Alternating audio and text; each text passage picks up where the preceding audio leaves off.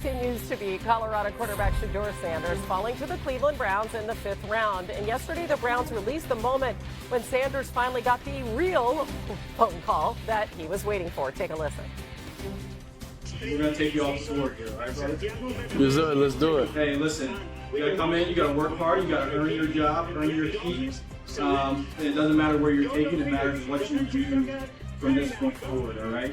Talented, spent a lot of time with him, good kid. Let's get ready to go to work and improve all through past what we want. I love it. The motivation. Cleveland, so fascinating. They also took Dillon Gabriel, of course, earlier in the draft in the 3rd round. So they're the first team to draft 2 quarterbacks within the first 5 rounds since Washington did it back in 2012 with a couple of guys you may have heard of, Robert Griffin III and the aforementioned Kirk Cousins. Deshaun Watson continues to rehab from that torn Achilles. Cleveland also signed 40-year-old Joe Flacco, and they traded with the Eagles for Kenny Pickett. And then there's this. Jordan Reed released his way too early first-round mock draft for 2026 on ESPN.com.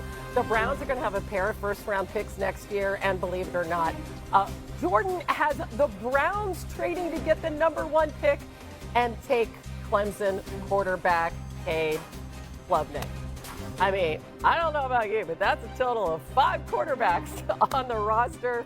We got rookie training camp beginning next week, so a couple of them will be in action. D. Woody, how should they handle this? Well, Hannah, listen, if I'm Kevin Stefanski, my focus would be on the 2 drafted players. We know what Joe Flacco is, and we know what Kenny Pickett is. We know in 2026 they have 2 first-round picks. So I think for the Cleveland Browns, the priority should be trying to find out if one of these 2 rookie quarterbacks could be your long-term solution. Kevin Stefanski is one of the best play callers in the National Football League, and so I think both these guys will have a great opportunity to really try to establish themselves this year and this year only. Kind of, that's right. Like Joe Flacco's kind of like the Damian Woody of this show. You're going to have to load manage him because obviously he can't get through the whole season the way this guy can't get through the whole show. I digress. But I'm all in on Dillon Gabriel and Shedeur Sanders, and for 2 reasons. One, we just drafted them. Let's see what they can do. I think they're both, for different reasons, a good fit in this offense. But more fundamentally, Cleveland did an outstanding job, guys. They got Jacksonville's #1 pick. When you're picking in the top 5 and you have a franchise quarterback, you have a massive amount of needs. I love Travis Hunter. I hate the value of that trade for Jacksonville. Cleveland very well could have a top 5 pick, Hannah. You have to know what you have in those 2 quarterbacks so you can make the best decisions for 2026 and beyond. Right. I mean, going into camp, right? But it's going to start next week because we're going to see those 2 rookies. But, Mina, when you look at sort of the breadth, really the 4 available quarterbacks, we're not counting Deshaun Watson. Obviously, he's not playing. Who's the best fit under center, do you think, for them in week 1 right now?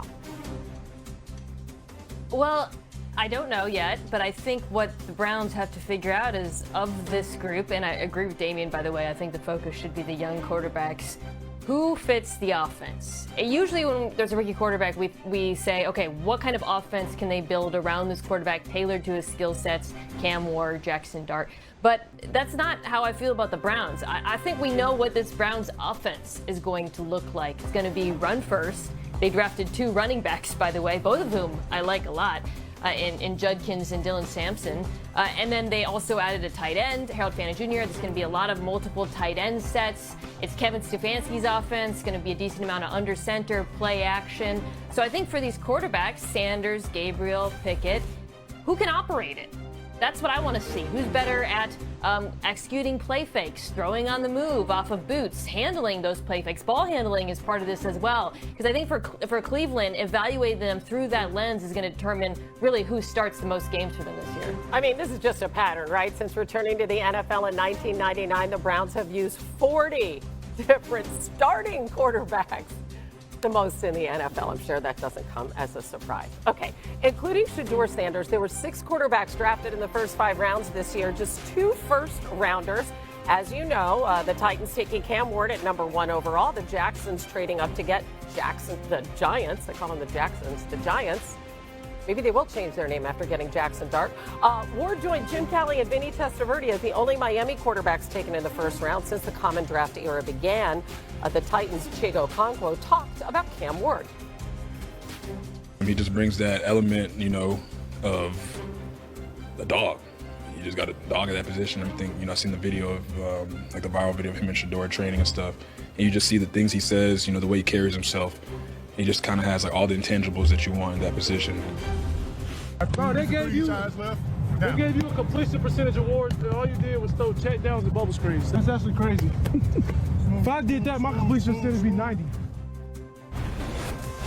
Cam and Shedeur talking a little trash as Mikey T removes the glasses and gives us his take on what you know about Brian Callahan, how Ward fits into that offense. Yeah, Hannah, I work with Brian's dad, Bill, at the Jets, and as Damian knows, being on those teams, attention to detail is critical. I think Cam Ward will play with that. Will Levis had 16 interceptions a year ago. I don't think that's going to happen with Brian Callahan. And the movement that Cam Ward has, I think, will be great. On the boots, the rollouts, moving, throwing on the move, I think will be a great fit. So I don't think Will Levis's career is over, but this is Cam Ward from day one. I think they will be massively improved. I think they'll be more explosive, and more importantly, he will cut down on turnovers. Meanwhile, let's turn our attention to Tyler Shuck. He was drafted 40th overall to the Saints. Mina, with Kellen Moore now in charge there in New Orleans, how can he set up this quarterback for success? Tyler Shuck's a really pro-ready quarterback. He's got a ton of arm talent, both in terms of strength and the ability to make throws off platform, different angles, excellent with RPOs, good throwing on the move. He's got nice athleticism. If he has a flaw aside of the age, it's that he struggles under pressure. So I think that's job one for Kellen Moore. What can you do to mitigate pressure and also to get Tyler Shuck to play faster, which factors into that? They drafted an offensive lineman in the first round, which I love for New Orleans, but some of this will also be through scheme as well. That's what he can do to help this young quarterback succeed. Meanwhile, in Seattle, they draft Jalen Milroe in the third round. D. Woody, I know the Hawks signed Sam Darnold, obviously, this offseason. Milroe, though, is he ready to start?